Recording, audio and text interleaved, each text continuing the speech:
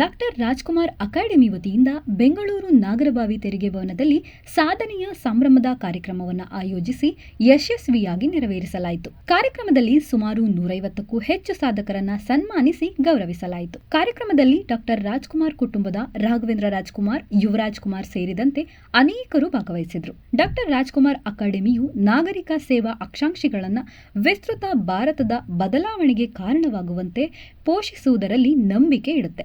ನಾಗರಿಕ ಸೇವೆಗಳ ತರಬೇತಿಯಲ್ಲಿ ಶ್ರೇಷ್ಠತೆಯತ್ತ ನಾವು ನಿರಂತರವಾಗಿ ಶ್ರಮಿಸಿದ್ದೇವೆ.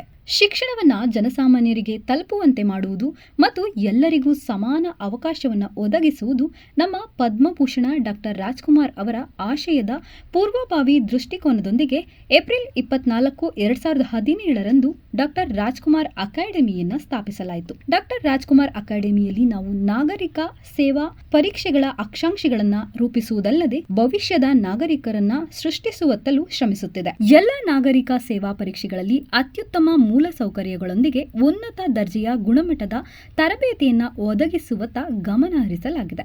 ಹೈಬ್ರಿಡ್ ಮತ್ತು ತರಗತಿ ಆಧಾರಿತ ತರಬೇತಿಯನ್ನ ಭಾರತದ ಉನ್ನತ ಯುಪಿಎಸ್ಸಿ ಅಧ್ಯಾಪಕರು ಸುಗಮಗೊಳಿಸಿದ್ದಾರೆ. ಪ್ರಸ್ತುತ ದೆಹಲಿಯ ಬಹು ಐಎಎಸ್ ಕೇಂದ್ರಗಳಲ್ಲಿ ತರಬೇತಿ ಪಡೆಯುತ್ತಿದ್ದಾರೆ ಮತ್ತು IAS, IPS, IFS, IFoS, IRS, IAS, IRTS ಇತ್ಯಾದಿಗಳಂತಹ ವಿವಿಧ ಸೇವೆಗಳ ಅಧಿಕಾರಿಗಳಿಂದ ಅತಿಥಿ ಉಪನ್ಯಾಸಗಳನ್ನು ನೀಡುತ್ತಾರೆ. ಕಾರ್ಯಕ್ರಮದಲ್ಲಿ ಸಾಧಕರನ್ನ ಗುರುತಿಸುವಲ್ಲಿ ರಾಜ್ಕುಮಾರ್ ಅಕಾಡೆಮಿಯ ಮುಖ್ಯಸ್ಥೆಯಾದ ರೂಪಾಲಿ ಮೇಡಂ ಯಶಸ್ವಿಯಾಗಿ ಕಾರ್ಯಕ್ರಮದ ಪ್ರಮುಖ ರೂವಾರಿಯಾಗಿದ್ದಾರೆ. ನಿವೃತ್ತ ಐಎಎಸ್ ಅಧಿಕಾರಿ ಶ್ರೀನಿವಾಸ್ ಕೂಡ ಹಾಜರಿದ್ದರು.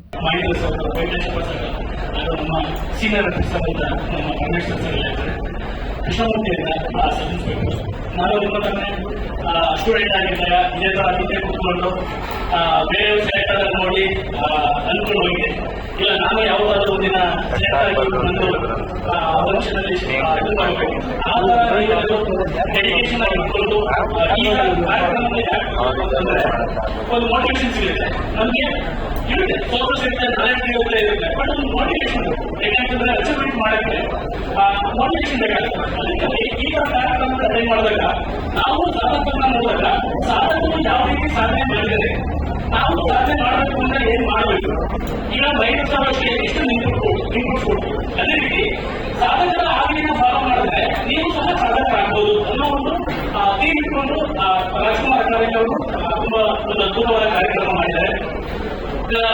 ಇದರಲ್ಲಿ ಮೊದಲು ನಾವೆಲ್ಲ ಓದಬೇಕಾದ್ರೂ ಟ್ರೈನಿಂಗ್ ಕೊಟ್ಟಿದ್ದೆಲ್ಲ ಇಷ್ಟೊಂದು ಕಾಂಪಿಟೇಟಿವ್ ಎಕ್ಸಾಮ್ಸ್ಗೆ ಕೋಚಿಂಗ್ ಸೆಂಟರ್ ಇರಲಿಲ್ಲ.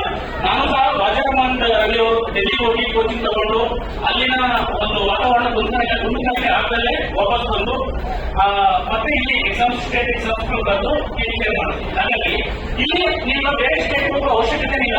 ಬೆಂಗಳೂರು ಅಂತ ಒಂದು ನಗರದಲ್ಲಿ ನಮ್ಮ ನೇಟಿವ್ ಪ್ಲೇಸ್ಗಳಲ್ಲಿ ಒಳ್ಳೊಳ್ಳೆ ಅದ್ಭುತವಾದ ಸೆಂಟರ್ಗಳಿದೆ, ಸೋರ್ಸಸ್ ಸಿಗ್ತಿದೆ. ಆದ್ರೆ ಮಾಡಬೇಕಾಗಿದ್ದು ಏನಂತಂದ್ರೆ ಓದ್ಬೇಕು. ಯಾಕಂದ್ರೆ ಈಗ ಡಿಸ್ಟ್ರಾಕ್ಷನ್ಸ್ ತುಂಬಾ ಇದೆ.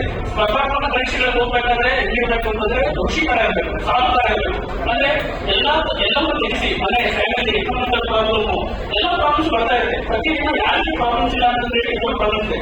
ಆದ್ರೆ ಆ ಪ್ರಾಬ್ಲಮ್ಸ್ ಯಾರು ಕರೆಕ್ಟ್ ಆಗಿ ನಿಭಾಯಿಸ್ತಾರೆ ಅವರು ಅಧಿಕಾರಿಗಳಾಗ್ತಾರೆ ಅಥವಾ ಯಾರು ಸಾಧಕರಾಗ್ತಾರೆ. ಹಾಗಾಗಿ ಅದನ್ನ ನಿಭಾಯಿಸಬೇಕು ಅಂತಂದ್ರೆ ಒಂದು ಏನು ಸ್ಟ್ರಾಂಗ್ ಡಿಟರ್ಮಿನೇಷನ್ ಬೇಕಾಗುತ್ತೆ, ಸ್ಟ್ರಾಂಗ್ ಡೆಡಿಕೇಶನ್ ಬೇಕಾಗುತ್ತೆ. ತುಂಬಾ ಜನ ಏನಾಗುತ್ತೆ ಕೋಚಿಂಗ್ ಬರ್ತಾರೆ, ಸೇಲ್ ಬರ್ತಾರೆ, ಅದಕ್ಕೆ ದುಡ್ಡು ಹೋಗ್ಬಿಡ್ತಾರೆ. ಯಾಕೆ ಆ ಡಿಟರ್ಮಿನೇಷನ್ ಫುಲ್ ಕಂಪ್ಲೀಟ್ ಮಾಡಲ್ಲ. ಅವ್ರು ಬಂದಿದ್ದು ಏನ್ ತಗೊಂಡು ಬಂದಿರ್ತಾರೆ ಟಾಸ್ಕ್ ಅಥವಾ ನಾವೇನ್ ಆಗ್ಬೇಕು ಅಂತ ಅಂದ್ಕೊಂಡು ಬಂದಿರ್ತಾರೆ ಅದಕ್ಕೆ ಹೇಳ್ಬಿಡ್ತಾರೆ. ಬಿಕಾಸ್ ಏನಂತಂದ್ರೆ ಒಂದು ಸ್ಟ್ರಾಂಗ್ ಡಿಟರ್ಮಿನೇಷನ್ ಇಲ್ಲ. ಅದಕ್ಕೋಸ್ಕರ ನನ್ನ ಒಂದು ಸೂಚನೆ ಅಂತಂದ್ರೆ ಎಲ್ಲಿ ನೀವು ಕೋಚಿಂಗ್ ಸೆಂಟರ್ ಇರ್ತೀರಾ ಎಲ್ಲಾ ಪಾಠಗಳನ್ನ ಒಳ್ಳೆ ಲೆಕ್ಚರ್ಸ್ ಪಾಠ ಮಾಡ್ತಿರ್ತಾರೆ. ಅದನ್ನ ಕೇಳಿ ಅದನ್ನ ನೀವು ತಿಳಿಸ್ಕೊಂಡು ನಿಮ್ಮ ಏನು ಏನ್ ಇಟ್ಕೊಂಡು ಬರ್ತೀರಾ ಆ ಏನ್ ಕಡೆ ಸಲ ಉಳಿದ ಇದ್ರೆ ಮಾತ್ರ ನೀವು ಸಕ್ಸಸ್ ಆಗ್ತಿರೋದ್ರಿಂದ ಒಂದು ಒಳ್ಳೆ ಫಂಕ್ಷನ್ ಇಲ್ಲಿಂದ ಏನ್ ತುಂಬಾ ಜನ ಸೆಲೆಕ್ಟ್ ಆಗಿರೋ ಬಂದಿದ್ದಾರೆ ಅವ್ರು ನೋಡಿ ಅವ್ರನ್ನ ಒಂದು ಮೋಟಿವೇಶನ್ ತಗೊಂಡು ಮುಂದೆ ಬರೋ ಸಾಧಕರು ಸಹ ಹೆಚ್ಚಿನ ಮಟ್ಟದಲ್ಲಿ ಓದಿ ಒಂದು ಸಾಧನೆ ಮಾಡಲಿಕ್ಕೆ ಎಲ್ಲರೂ ಆಶಿಸ್ತಾ ಎಲ್ಲರೂ ಧನ್ಯವಾದಗಳು.